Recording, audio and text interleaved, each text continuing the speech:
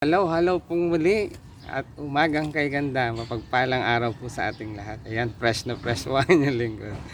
Mamaya ay pagpapawisan na tayo niyan. Ayan, so dahil Labado, Sabado, need po nating magbigay ng extra time.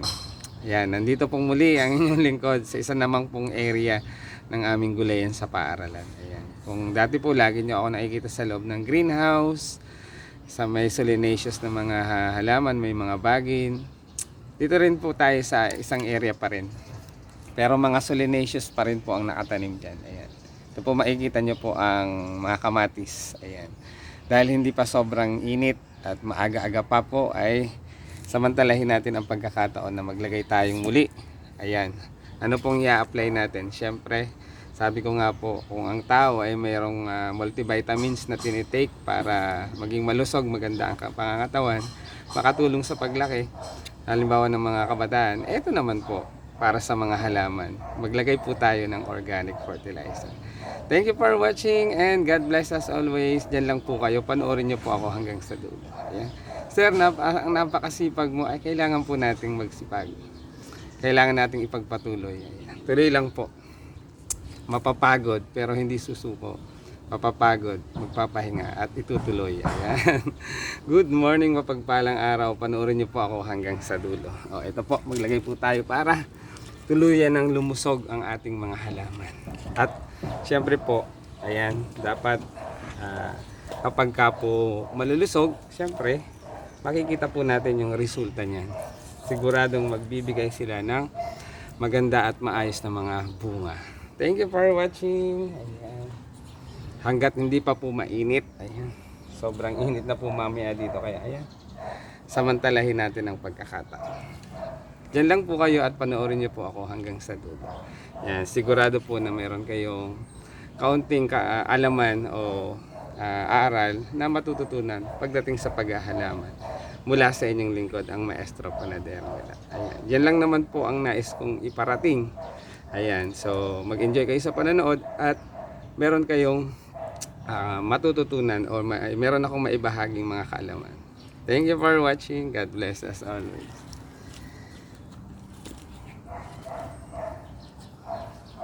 Yan lang po kayo. Ayan. At kung meron po kayong mga comment and suggestion, ayan, i-comment nyo lang po dyan sa comment section. Huwag po kayong mahiya. Kung meron po kayong mga another information para sa akin naman, ako, matutunan ko naman po, ay ibahagi nyo rin po sa akin.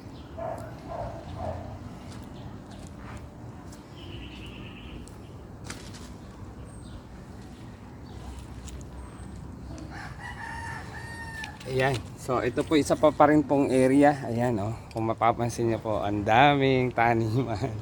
Ang lawak. Sabihin ng mga nakakapanood na akakita, Sir, ang lawak po ng gulayan nyo. Yes, halos 1 hektarya po yan. Kumulang, humigit kumulang 1 hektarya po yan. Ito po, ayan. Ito po ay sa dulo, dun po sa dulo ay tataniman namin ng mga katutubong gulay. Ayan. Mga indigenous vegetable. Ayan. So, ituloy na po natin para matapos ang inyong lingkod. Tingnan nyo po yung mga kamatis, ang ganda na kapag nilalagyan po natin ng fertilizer. Ayan. Kung sa tao nga po, sabi ko nga po, ay vitamins, multivitamins, tinitake, ganoon din sa mga halaman.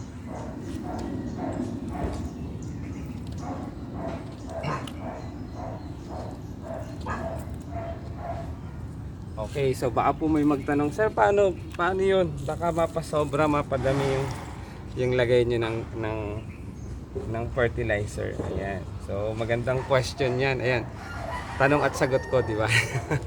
Ayan po. So baka po naman maparami. Gaano karami? So dahil po ang ginagamit namin is organic fertilizer. So hindi po ito maakasama maparami man o kulang. Siyempre dapat tama lang. Ayan. Maparami man po ang lagay natin ng organic fertilizer. So wala po siyang gaanong masamang epekto sa mga halaman. Ayan, gulayan tips. Kaya ina-advise ko po na, ayan, ako nagpo-promote po ng organic pag-practice ng pagtatanim. Huwag po tayong gumamit ng chemical. Dahil sabi ko nga, walang halong chemical. Kasi nga po, sabi nga, ikaw po ba ay magtatanim ng halaman para lasunin ang sarili, 'di ba? Para lasunin ang iyong pamilya. So, 'di ba hindi?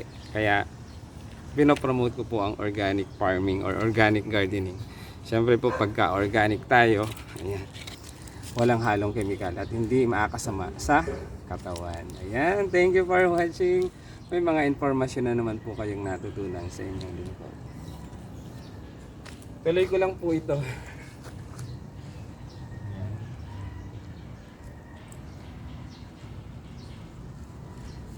Ayan, so ito nga po ulit. Tips pong ulit po sa mga kamatis dahil ang kamatis po ay, ayan, bihira po masyado ang nagtatanim kapag tag-ulan sapagkat ang kamatis po ay ayaw po niya ng maraming tubig. Ayan. Pero meron po kaming tanim. So ina-advise ko po yung aking nakakatulong dito, nakakasama yung dalawa naming utility na pag Sabado tulad nito, pag hindi pumapasok ang inyong lingkod, ay pinadidilig ko lang po ng isang beses sa umaga at konting amount of water lamang po yun. Pero kapag ka po umuulan, ayan, syempre hindi po natin mapipigilan yun, dami ng tubig. So kailangan elevated naman po siya, dapat may drainage at ganito po, naka-plastic mulch na kahit medyo tumaas yung tubig, elevated pa rin, hindi sila malulunod. Oh, ayan. Bilisan mo yan, maestro Panadero Gala. Mainit na. Okay lang po yan. Sanay tayo sa init ng araw. Ayan. Sayang ang Glutamosir. Hindi po natural yan. Joke lang. Sanay po tayong mabilad sa init. Dahil simula pagkabata, ayan, may pagmamalaki natin yung sanay tayo sa hirap. Ayan, sanay tayo sa mga gawaing medyo alam nyo na pagka gawaing laki po kasi ako sa probinsya. Ayan. Proud to be Marinduqueños. Ayan. Woman din ngani. Ayan. Sanay po tayo sa trabaho. Dahil bago po tayo maging ganito, maging maestro Panadero Gala, ay naranasan namin kami, lahat ng kami magkakapatid. Pero na lang dun sa aming medyo bunso kasi marami na kaming tumutulong sa pamilya noon. Ayan. Kung may tatanong nyo po, halos pwede kaming sumali sa isang basketball team. Dahil kami po ay sana po ay 8 mga, ayan, barako. Ayan.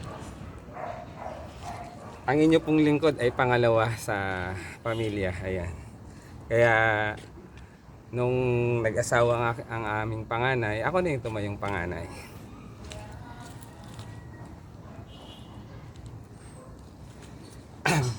Yan, bali po kami ay 7 ngayong buhay na magkakapatid na mga lalaki. At ang paborito po naming sports, syempre ang first love naming sports ay basketball. Marunong din po kaming mag-volleyball. Pero usually basketball po. Kung maitatanong nyo bakit kaya basketball ang nahiligan ng mga magkakapatid na yan, kasi po ang aming tahanan ay malapit lang po sa basketball court. O yung tinatawag naming bahay nayo noon sa aming lugar, sa aming probinsya. Kapag ka po tumunog ang bola, ayan, nandun na. Kumakaripas na ang takbo papunta sa basketball court. Dahil lagi po kaming dinadayo ng mga iba pang kabataan. Sitio by sitio sa amin, purok. Pero minsan may mga taga-ibang barangay din na dumadayo. Ayan. Kaya po nahilig kami sa basketball. Ayan, ipakita ko lang po yung aking ginagawa. O, ayan po. Naglagay na po tayo niyan. Ayan. So ayan po, nilagyan na natin ng mga fertilizer. Pupuha pa ulit tayo. Ayan. Pupuha pa ulit tayo ng mga fertilizer, organic fertilizer. Ayan, maraming salamat po sa panonood at huwag niyo pong kasawaan na panoorin ang aking reels and video, long form video sapagkat kahit papaano nag-i-enjoy kayo, alam ko nag-i-enjoy kayo dyan, pusuan nyo na po at i-share nyo na rin po. Sa mga hindi pa po nakapollow, mag-follow na at subscribe nyo na rin po ang aking YouTube channel, ang Maestro Panaderong Gala. Doon ko po ina-upload yung iba pang mga reels and video ko. And ayan po.